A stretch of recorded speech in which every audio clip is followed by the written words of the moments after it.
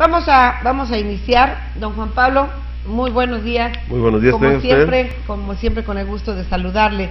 Y con el tema nacional nos vamos, si usted es tan amable. Claro que sí, es en relación a la celebración del Consejo Nacional, los 381 consejeros del PAN. Para analizar y revisar el recuento de los daños sería ver por qué se perdió, por qué falló, sí. Que está, unos echan la culpa, que fue la candidata la que los hizo perder. Que hoy es su cumpleaños, por cierto. Exacto, bueno, otros hablan de que fue una mala estructura, que fue el presidente el responsable, una serie de situaciones donde se acusan mutuamente, ¿sí? Y entonces, pues corresponde a nosotros revisar por qué, cuál es la causa de fondo. Yo recuerdo que cuando Vicente Fox sacó de Los Pinos a las tepocatas y víboras prietas, muchos supusieron en aquel tiempo que el partido como tal iba a desaparecer. Hasta ese extremo llegaron a considerar, sin embargo no ocurrió, se reorganizaron, se analizaron, excluyeron algunos y hicieron el recuento de los daños, analizaron en qué falló, obviamente hablaron de la división profunda que existió y llegaron a la conclusión que seguían en la lucha y se lanzaron a la reconquista del poder y su estancia en Los Pinos. Bueno, pues los priistas hablaron de muchas cosas menos de algo que es lo que yo considero que es el fondo, que es una palabra que comparten priistas, panistas, perredistas, y que es la palabra corrupción. La corrupción es la causa de fondo. 70 años de acumulación de ese mal en el PRI hizo insoportable e insostenible como tales en el control del país, y los ciudadanos vieron como posible la llegada de otro partido y lo encauzaron, apoyaron a Vicente Fox. Sin embargo, bueno, las consecuencias ya aún todavía las estamos padeciendo. Ahora los panistas enfrentan una situación similar y esta semana celebraron su reunión del Consejo Nacional para analizar precisamente cuáles fueron las causas. Los priistas, en su momento, al igual que ahora, los panistas culparon al divisionismo, la mala selección de candidatos. Sin embargo, se niegan a aceptar. La causa de su derrota es la misma, es la corrupción. Los panistas no pudieron rebasar o no pudieron ser diferentes a los priistas y efectivamente cayeron en ese mal que es la corrupción. Cuando empezaron, recuerdo que una de las acciones fue concesionar la educación de los jardines, de las estancias infantiles. ¿Y qué ocurrió? Aquel trágico hecho del ABC, la guardería de Hermosillo.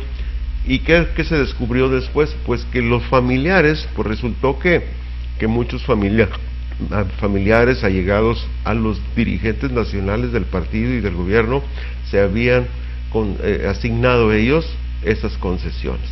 Se repite ahora la historia con los casinos.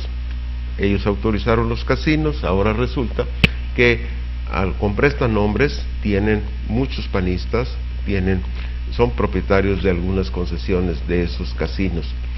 De tal modo que la corrupción fue la causa de los priistas. Los panistas no aprendieron la lección, incurrieron en los mismos errores y ahora están enfrentando las consecuencias. La corrupción, el asunto que ese mal, que es la corrupción, daña no solamente a los partidos, sino también a nuestro país. Y si los partidos tienen la oportunidad de hacer el recuento de los daños, de reorganizarse, ¿sí?, y establecer nuevas estrategias para regresar al poder, como lo intentan ahora los panistas, porque ese es el objetivo. Los partidos tienen el objetivo de llegar al poder, y de tal manera que no esperemos que desaparezcan, sino que es más probable que surjan nuevos partidos, por una razón muy simple. Hay dos, por cierto, que ya están a punto. Sí. El PRI, el PAN, el PRD, hablar de los principales, estamos hablando que al menos en el presupuesto de este año se les van a asignar 3.742 millones de pesos a la partidocracia. De tal modo que con estas partidas, con este presupuesto millonario, es muy difícil que los partidos desaparezcan. Por eso es que ellos se esfuerzan en reorganizarse, y ahí tiene usted que ese es el trabajo que están realizando ahora los panistas y seguramente los perredistas, porque usted sabe que con el surgimiento y el posible ya casi eminente registro de Morena como nuevo partido, pues los del PRD van a padecer también una crisis que los va a obligar a reestructurarse y también a hacer su recuento de los daños. Pero la pregunta, después de ver estas cosas y viendo la ventaja que tienen los partidos de reorganizarse, de hacer su recuento de daños y buscar la forma de regresar al poder, la pregunta que surge es en automático: ¿cuándo los ciudadanos podrán organizarse siquiera, ¿sí?, hacer el recuento de los daños, aceptar que uno de los males que tiene en atraso a este país, que es la corrupción, y que está evidentemente, que está claro ya, que la generan mucho los partidos, los grupos en el poder? Bueno, se hace necesario que ya la sociedad también haga un recuento de daños y busque, presione para que se cambie la estructura de los partidos, y ya no le cuestan, al menos a los contribuyentes, hablar de 3.700 y fracción de millones de pesos destinados para sostener la partidocracia, ¿sí?, y que estos se hundan en la corrupción y se la pasen luchando. Exactamente, hace necesario que la sociedad con su conjunto también haga un recuento de daños y analice y presione a sus diputados, a sus senadores, para que cambien las reglas del juego, y al menos que ya no resulten tan costosos a los contribuyentes la existencia de nuestra partidocracia, que, como lo vemos en el pasado reciente, hace 12 años, eran los priistas los que revisaban sus estrategias, aceptaban sus males. Ahora son los panistas, ¿sí? Y estoy hablando de los dos que han estado en Palacio. No ha llegado el PRD, que seguramente estaríamos hablando de la misma situación.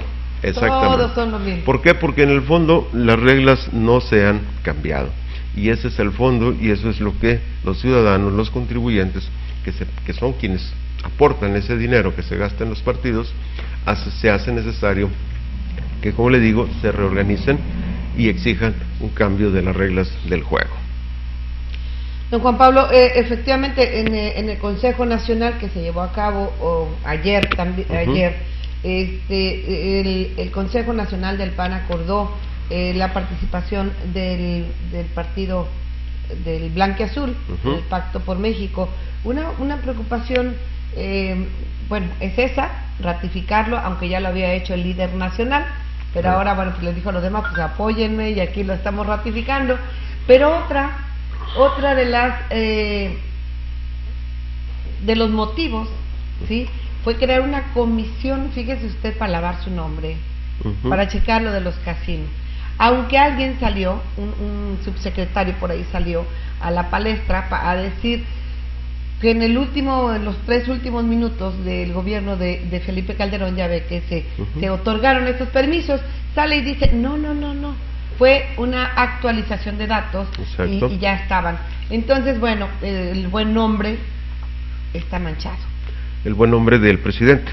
De los panistas. De los panistas, qué caray.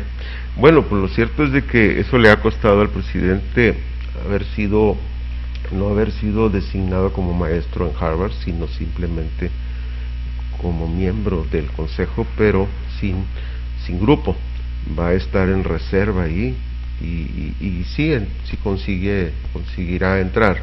Pero una de las causas principales por las que no se le dio la posición, al menos la que él esperaba dentro de esa institución, es precisamente los constantes señalamientos y abiertas manifestaciones en su contra por los crímenes de lesa humanidad, que por cierto está acusado ante la Corte Internacional. De tal modo que deben de pagar con algo, y los políticos pagan con desprestigio, se desgastan. Es lo único que puede hacer. En este país no se procesa, no se encarcela a nadie por más evidente de su responsabilidad.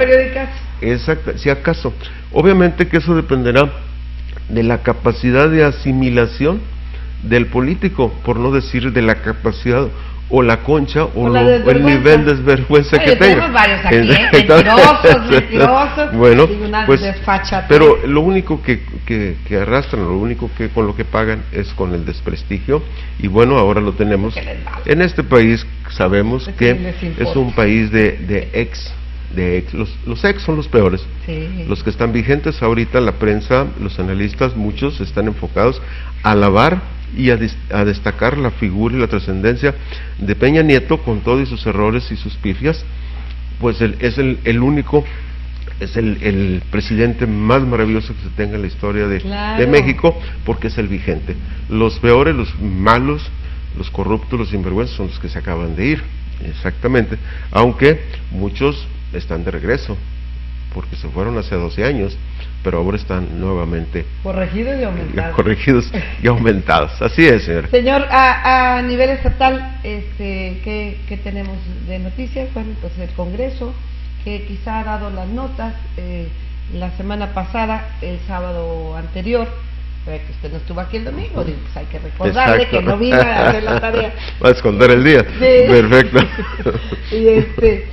Y pues han dado que hablar, le digo, porque por ejemplo, pues iban a fueron el estado número 11 que ratifica la reforma educativa, que ante una manifestación solamente pospusieron durante 5 horas dicha sesión, pero pues bueno, más tarde se aprobó y no pasa nada. Mire, la ley, las reformas ya están dadas. Brinquen, griten, sí. Pasaron de sí. Porque no lo hicieron en su tiempo, vamos. ¿Por qué se esperaron el magisterio y su lideresa a protestar hasta estos días?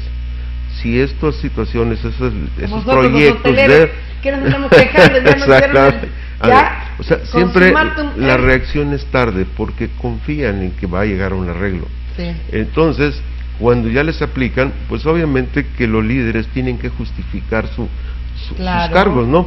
Mire, yo he visto algunos líderes magisteriales, por ejemplo, no todos los maestros son así, debo de decirlo, muchos son trabajadores y tienen vocación, pero existen muchos que se le han pasado los últimos 10 años de comisionados y de líderes, alcanzan regidurías, tienen cargos para su familia y todo, y ahorita de pronto les nace el amor por la educación y se sienten agredidos y acusan al gobierno de pretender privatizar la educación, cosa totalmente falsa.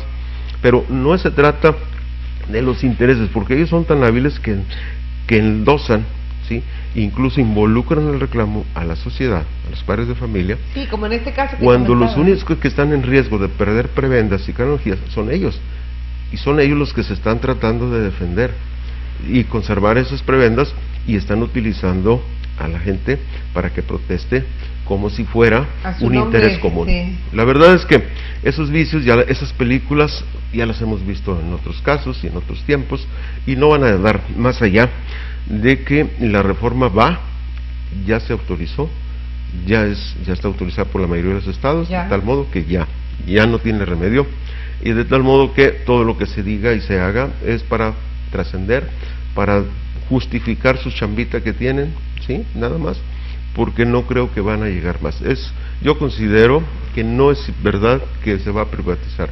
Es natural que el patrón, en este caso el Estado, y los padres de familia digan, bueno, maestro, te estoy pagando un sueldo, como tal, debo hacer un examen.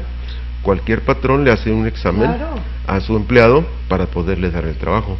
El patrón o el contratante necesita saber a quién está contratando y qué capacidad y qué nivel tiene la persona. Y por ejemplo, dicen, es que sería injusto que un maestro que tenga tantos años frente a aulas lo vayan a correr. Bueno, si tiene tantos años frente a aulas y no ha tenido la capacidad de actualizarse, o sea, digo con todo respeto, hay maestros que son como de mi edad, pero que jamás han agarrado una computadora, y que no se han actualizado, y los tiempos no puedes permitir eso. La tecnología ha rebasado, y además no sería muy bueno que un maestro tenga 30, 40 años trabajando, pues de pronto tenga que atender a unos alumnos que ya son diestros en el manejo de internet.